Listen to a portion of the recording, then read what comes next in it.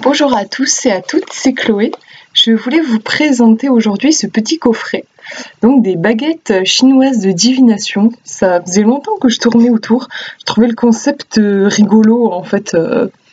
J'aurais pas pensé faire de la divination avec des baguettes.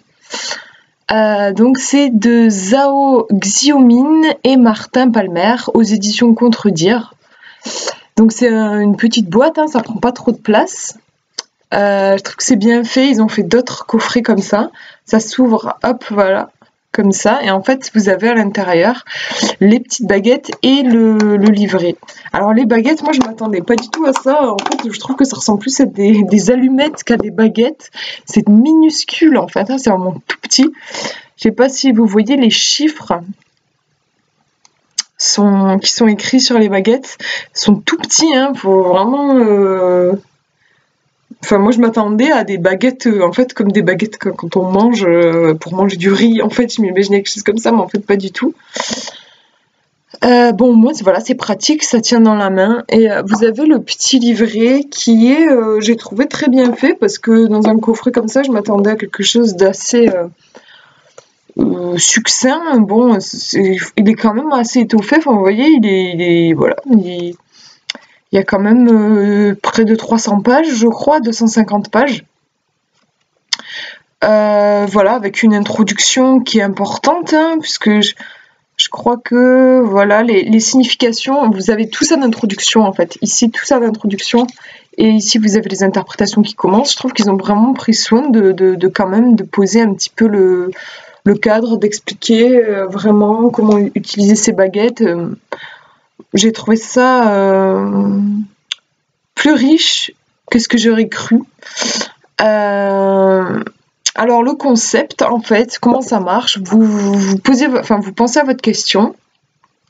Bon là j'ai un petit élastique autour des baguettes pour éviter que elles partent partout, pour qu'elles puissent tenir ensemble. Donc voilà, vous pensez à votre question et puis vous penchez. Vous mettez à l'horizontale en fait et vous faites des petits mouvements comme ça pour laisser une baguette.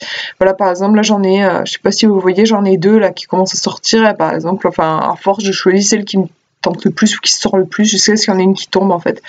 Par exemple là j'ai celle-ci et c'est la 45. Donc voilà, je vous disais c'est tout petit. Et là vous allez simplement vous référer au numéro 45 dans votre petit... bouquin. Donc là je vais au numéro 45 par exemple, et vous avez un petit poème en fait, ensuite l'interprétation traditionnelle et la réflexion qui va avec. Voilà, vous voyez le petit poème ici, l'interprétation traditionnelle et la réflexion.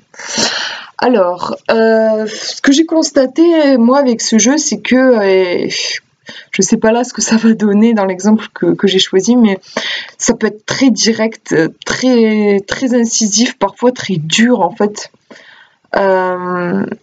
Et c'est pas forcément facile en fait. Quand on se pose une question, des fois il y a des angoisses et tout, et des fois j'ai l'impression que je me fais engueuler en fait par ces baguettes. Et en même temps ça a aussi son côté positif parce que c'est tellement tranchant que des fois sur des oracles qui vont être un peu trop gentils, vous allez avoir du mal à vous positionner. Avec ça au moins les choses sont claires.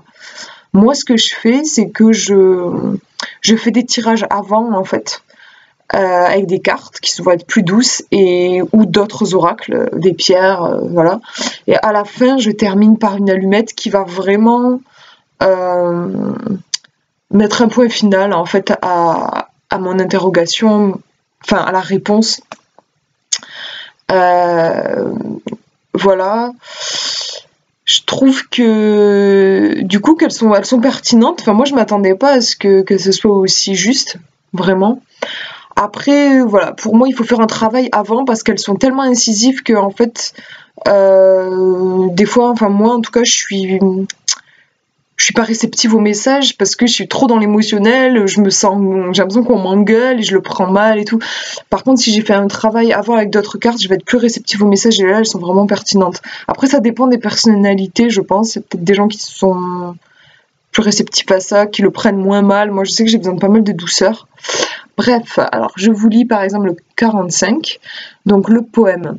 Le doux triomphera du violent, ceux qui ont le cœur bon obtiendront des réponses infinies, les actes de bonté confèrent de si grands mérites que l'ambroisie céleste étanchera leur soif. Donc vous pouvez méditer sur le poème. Déjà, il y a déjà une ambiance, il y a déjà...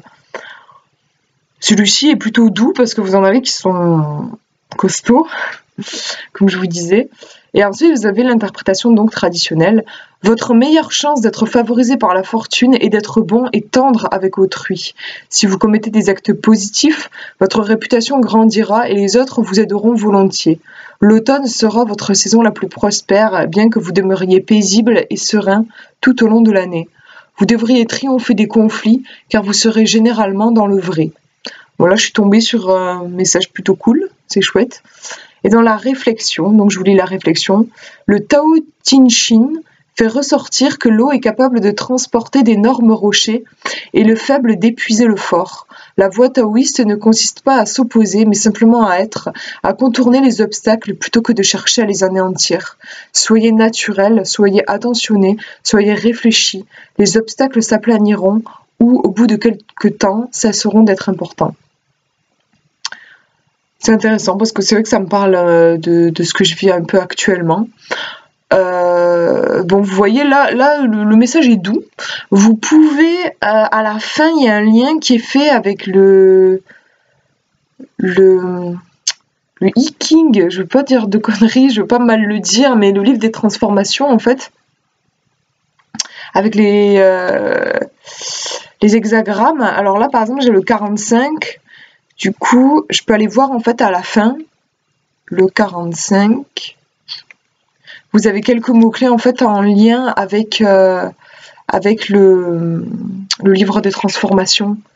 Donc voilà, vous voyez. Vous cherchez votre numéro, donc moi c'est le 45.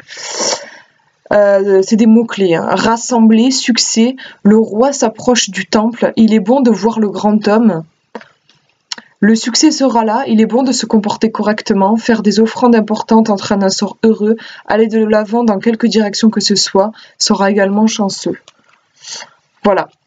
Bon, je vais pas, j'avoue, j'aurais bien aimé tomber sur un truc un peu dur pour vous montrer quoi, que des fois, ça peut peut-être en rebuter certains. Mais bon, je suis tombée sur quelque chose de gentil. Bon, je vais pas chercher exprès, voilà. Oui, si. Par exemple, juste là, je viens de tomber sur un truc. Interprétation. Dans l'interprétation, vous êtes entouré d'illusions et de nombreux dangers cachés vous guettent. Déjà, je trouve que c'est effrayant si vous posez une question. En général, vous n'êtes pas trop sûr de vous. Enfin, souvent, moi, en tout cas, il y a des angoisses derrière. Et quand vous lisez ça, c'est un peu dur. Là, vous avez, alors que vos perspectives d'avenir peuvent paraître bonnes, ce n'est peut-être pas vraiment le cas, voilà. C'est genre de truc, il peut être un peu plombant, un peu pessimiste, un peu dur, en fait. Donc moi, je préfère compléter avec d'autres avant, mais